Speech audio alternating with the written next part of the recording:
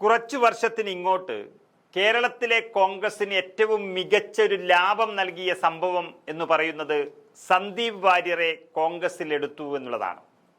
ഇന്ന് കോൺഗ്രസിൻ്റെ ശക്തിയുള്ള മുഖമായി അദ്ദേഹം മാറിക്കഴിഞ്ഞിരിക്കുന്നു.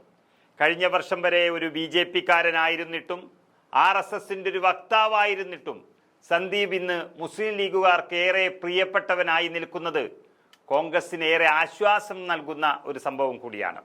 രാഹുൽ മാങ്കൂട്ടത്തിന് പാലക്കാട് സീറ്റ് നിഷേധിച്ചാൽ ആർക്കത് കൊടുക്കുമെന്നൊരു ചോദ്യത്തിന് പലരും നൽകിയ ഉത്തരം സന്ദീപ് വാര്യർ എന്നായിരുന്നു.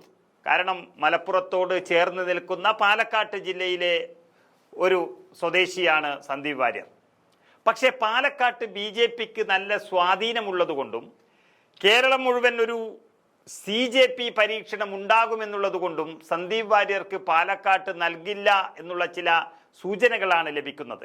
കാരണം BJPയെ തകർത്ത് കളയാൻ ശേഷിയുള്ള സന്ദീപ് വാര്യർ പാലക്കാട് ജയിച്ചാൽ പിന്നെ അവർ ജീവിച്ചിരുന്നിട്ട് കാര്യമില്ല എന്ന ഉറപ്പിച്ച തീരുമാനമെടുക്കുന്നതോടെ അവിടെ തുടങ്ങും BJP CPM കൂട്ടുകെട്ട് എന്നാണ് അറിയുന്നത്.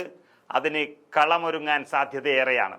അതുകൊണ്ട് ഏറ്റവും പ്രധാനപ്പെട്ട മറ്റൊരു സീറ്റ് പിടിച്ചെടുക്കാനും അവിടുത്തെ CPMന്റെ പ്രധാനപ്പെട്ട ഒരു MLAയെ തോൽപ്പിക്കാനുമാണ് UDF ഇപ്പോൾ സന്ദീപ് വാര്യരിലൂടെ പദ്ധതിയിട്ടിരിക്കുന്നത്. അതായത് മലപ്പുറം ജില്ലയിലെ തവനൂറാണ് സന്ദീപ് വാര്യർ മത്സരിക്കുന്നതെന്നാണ് UDF കേന്ദ്രങ്ങൾ സൂചന നൽകിയിരിക്കുന്നത്. അതുപ്രകാരം തവനൂർ നിയോജക മണ്ഡലത്തിൽ UDF നടത്തിയ ഒരു ലോങ് മാർച്ച് അത് നയിച്ചത് സന്ദീപ് വാര്യറാണ്. ഒട്ടനവധി നേതാക്കൾ, യൂത്ത് ലീഗിന്റെ സംസ്ഥാന സെക്രട്ടറി PK ഫിറോസ്, അതുപോലെ UDFന്റെ മലപ്പുറത്തെ നേതാക്കളായ ബാവ, PT അജയ് മോഹൻ തുടങ്ങിയ പ്രമുഖരെല്ലാം പങ്കെടുത്തപ്പോഴും അവിടെ സന്ദീപ് വാര്യരെ മുൻനിർത്തിയാണ് ലോങ് മാർച്ച് നയിച്ചത്. തവനൂർ മണ്ഡലത്തിനുള്ള പ്രത്യേകത എന്ന് പറയുന്നത് അതൊരു UDFൽ തന്നെ കോൺഗ്രസിനുള്ള സീറ്റാണ്. അതുപോലെ തന്നെ മുസ്ലിം ലീഗിന്റെ ഏറ്റവും വലിയ ശത്രു KT ജലീലാണ് അവിടുത്തെ MLA. 2006 കുഞ്ഞാലിക്കുട്ടിയെ തോൽപ്പിച്ചുകൊണ്ട് സഭയിലെത്തിയ ജലീലിനെ ഇതുവരെ തോൽപ്പിക്കാനും കീഴടക്കാനും മുസ്ലിം ലീഗിനും UDFനുമായിട്ടില്ല. എന്നാൽ ഇത്തവണ ജലീലിനെ പമ്പ കടത്താനുള്ള എതിരാളിയും പോരാളിയുമായിട്ടാണ് സന്ദീപ് വാര്യർ പിറവിയെടുത്തിരിക്കുന്നത് എന്ന് മുസ്ലിം ലീഗുകാർ തന്നെ വിലയിരുത്തുകയാണ്.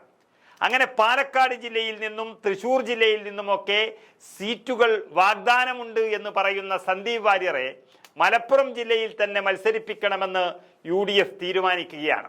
നമുക്കറിയാം, KT ജലീലിനെ തോൽപ്പിച്ച് കയ്യിൽ കൊടുക്കണമെന്ന് മുസ്ലിം ലീഗ് ആഗ്രഹിക്കുന്നതോടെ ഈ സംസ്ഥാനത്തെ തന്നെ ഏറ്റവും കൂടുതൽ UDF ഐക്യമുള്ള മണ്ഡലമായി തവനൂർ മാറാൻ പോകുകയാണ്. അതായത് തവനൂർ, മംഗളം, എടപ്പാൾ, തൃപ്പങ്ങോട്, പുറത്തൂർ, വട്ടംകുളം, കാലടി എന്നീ പഞ്ചായത്തുകൾ ചേർന്ന തവനൂർ മണ്ഡലത്തിൽ 4 പഞ്ചായത്തുകൾ LDFും 3 പഞ്ചായത്തുകൾ UDFും ഇപ്പോൾ ഭരിക്കുകയാണ്. ലോക്സഭാ തെരഞ്ഞെടുപ്പിൽ 10,000-ന് മുകളിൽ ഭൂരിപക്ഷം UDF സ്ഥാനാർത്ഥിക്കുണ്ടായിരുന്ന ആ മണ്ഡലത്തിൽ 2021 നിയമസഭാ തെരഞ്ഞെടുപ്പിലെത്തിയപ്പോൾ KT ജലീൽ രക്ഷപ്പെട്ടത് കഷ്ടിച്ചാണ്. ഭൂരിപക്ഷം കുറഞ്ഞു 2180 വോട്ടിലേക്ക് കാര്യങ്ങൾ എത്തി നിൽക്കുകയാണ്. അതുകൊണ്ട് തന്നെ സന്ദീപ് വാര്യർ വരുന്നതോടെ KT ജലീൽ മത്സരിച്ചാലും ഇല്ലെങ്കിലും തവനൂർ സീറ്റ് അനായാസം പിടിച്ചെടുക്കാം എന്ന് UDF, പ്രത്യേകിച്ച് മുസ്ലിം ലീഗ് ഉറപ്പിക്കുകയാണ്. അതിനാണ് കഴിഞ്ഞ ദിവസം സന്ദീപ് വാര്യർ നയിക്കുന്ന ലോങ് മാർച്ച് UDF നടത്തിയിരിക്കുന്നത്. സത്യത്തിൽ അത് തവനൂരിന്റെ നായകനെ പ്രഖ്യാപിച്ചൊരു പരിപാടി തന്നെയായിരുന്നു. നമുക്ക് അതിന്റെ വീഡിയോ കണ്ടു നോക്കാം.